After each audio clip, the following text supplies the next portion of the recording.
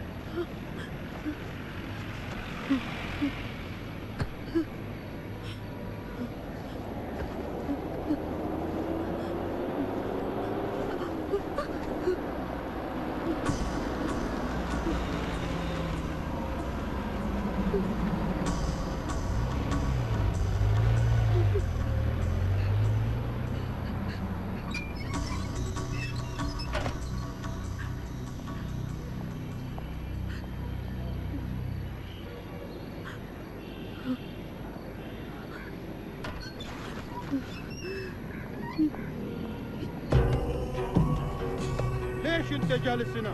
فين راحت الخدامة؟ ما اعرف بابا. ما يعرف بابا، ما يعرف بابا. طلع السيارة بسرعة.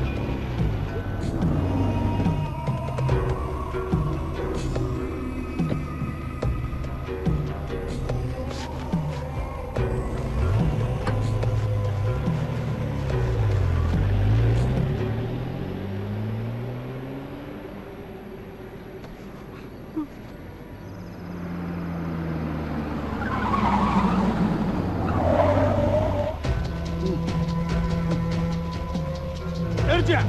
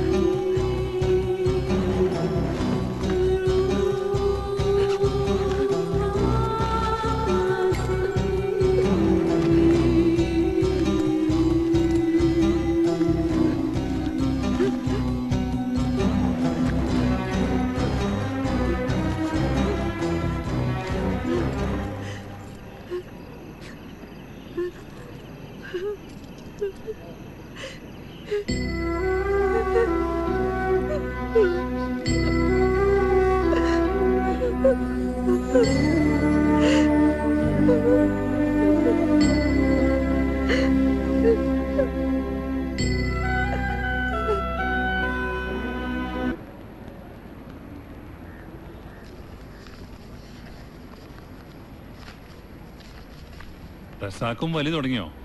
എന്ത് ചെയ്യാനാ ജോണെ, കുരിശ് ചുമലിൽ വീണാ വലിച്ചോണ്ട് പോയല്ലേ പറ്റൂ.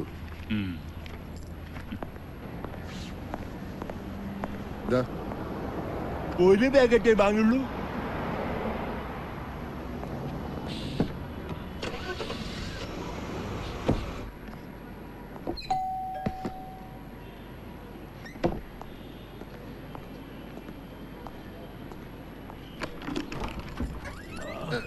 ഇത് ചാന്ത് ഭാഷ. പ്ലാസ്റ്റർ വെട്ടുന്നത് വരെ ഇവിടെ കാണും. ചാന്ത് ഭാഷ വരും.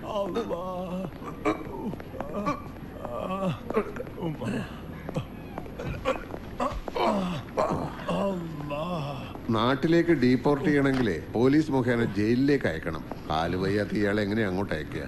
ഭയങ്കര വിശപ്പ്. വരുന്ന വഴിക്കല്ലോ 5-6 പൊറോട്ടയും മട്ടൻ ചാപ്സും കഴിച്ചത്.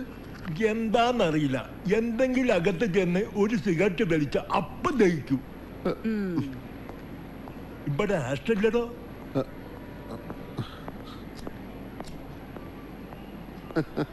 ആളൊരു പാവ, കെട്ടിയ പെണ്ണിന് പോലും വേണ്ടാന്നുള്ള ഒരു കുഴപ്പേ ഉള്ളൂ.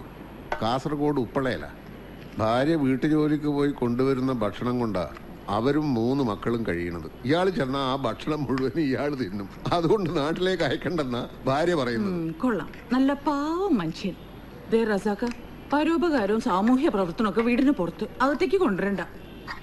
ആകെ കിളിക്കൂട് പോലെ ഇത്തിരി സ്ഥലമുള്ളൂ. അന്യനായ ഒരാളെ താമസിക്കാൻ വന്ന ബാക്കിയുള്ളവർക്ക് എങ്ങനെ സ്വസ്ഥമായിട്ട് പെരുമാറാൻ പറ്റുക?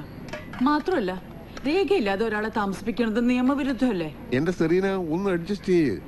ഞാൻ ഏറ്റുപോയ കേസല്ലേ, വഴിയിലിട്ട് പോകാൻ പറ്റുമോ? മക്കൾ സ്കൂളിൽ നിന്ന് വരുമ്പോഴേക്കും കുറച്ചുകൂടെ അരി അടുപ്പത്തിട്ടോ, അല്ലെങ്കിൽ അവർക്ക് ചോറുണ്ടാവില്ല. ഹലോ, പറ വർഗീസേ. ആ അതെ, ഉസ്മാൻ. കണ്ടുപിടിച്ചോ? എവിടെ? ഞാനിത് ഇപ്പൊ അങ്ങോട്ട് വരാം. ഇതിനല്ലടോ ഞാൻ ആസ്റ്റർ ചോദിച്ചേ. അവിടെ കിടക്കട്ടെ. സെറീന, ഞാൻ കുറച്ച് ലേറ്റ് ആവും. ഒരു കാര്യം ചെയ്യ്, 2 മുട്ട എടുത്ത് ഒരു ഓംലെറ്റ് ഉണ്ടാക്കി കൊടുക്ക്. അയാൾ ആദ്യമായിട്ട് വീട്ടിൽ വന്നതല്ലേ. നെറ്റ് എരിവിത്തിരി കൂടുതൽ വേണം, അതൊന്ന് പറഞ്ഞേക്ക്. കുറച്ച് ചായ ഉണ്ടാക്കി പ്ലാസ്റ്റിക്കിൽ വെച്ചേക്ക്. നിക്കേ, ഇടയ്ക്കിടയ്ക്ക് ചായ കുടിക്കണ ശീലമുണ്ട്.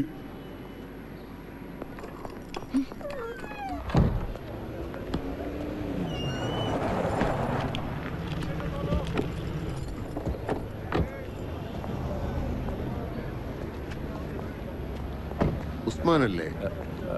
അതെ. 1-2 ദിവസമായി ഉസ്മാനെ അന്വേഷിച്ചിട്ടുള്ള കറക്കമായിരുന്നു. കണ്ടുപിടിക്കാൻ കുറച്ച് ബുദ്ധിമുട്ടി. നിങ്ങളാരാ? എന്താ കാര്യം? ഉസ്മാൻ ബുറൈദയിലെ ഒരു അറബിയുടെ ഹൗസ് ഡ്രൈവർ ആയിരുന്നു അല്ലേ?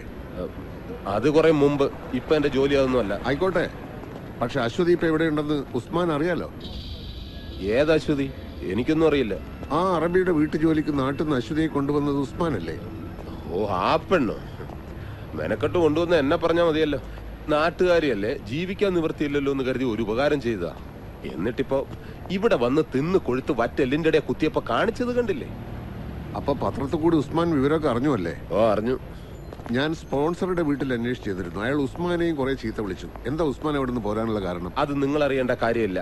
അപ്പൊ അറബിയുടെ വീട്ടിൽ നിന്ന് പണവും ആഭരണങ്ങളുമായി അശ്വതി ചാടി പോകുന്നതില് ഉസ്മാന് യാതൊരു പങ്കുമില്ലല്ലേ? അത് ശരി. ഇപ്പൊ ആ ഉത്തരവാദിത്വം കൂടെ എന്റെ തലയെ കെട്ടി വെക്കാനാ ഭാവം? ബാക്കിയുള്ള ഇവിടെ കിടന്ന് ജീവിക്കാൻ പെടാപ്പാട് പെടുമ്പോഴാ. ഉസ്മാൻ അറിയാവുന്ന എന്തെങ്കിലും ഉണ്ടെങ്കിൽ പറയണം. ഒരു പാവം പെണ്ണിനെ അപകടത്തിൽ നിന്ന് രക്ഷിക്കാൻ കഴിഞ്ഞാൽ. രക്ഷിക്കാൻ വേണ്ടിട്ട് അതിനെ നാട്ടിൽ നിന്ന് ഇങ്ങോട്ട് കെട്ടിയെടുത്തത്. ഇനിയും രക്ഷിക്കാൻ നടന്ന് കുടുങ്ങാൻ എന്നെ കൊണ്ട് വയ്യ ചേട്ടന്മാരെ. ഉസ്മാൻ, ഞാൻ അവരോട് കക്കാനും പറഞ്ഞില്ല, ചാടാനും പറഞ്ഞില്ല. അല്ല, ഇതൊക്കെ ചോദിക്കാൻ നിങ്ങളാരാ പെണ്ണിന്റെ?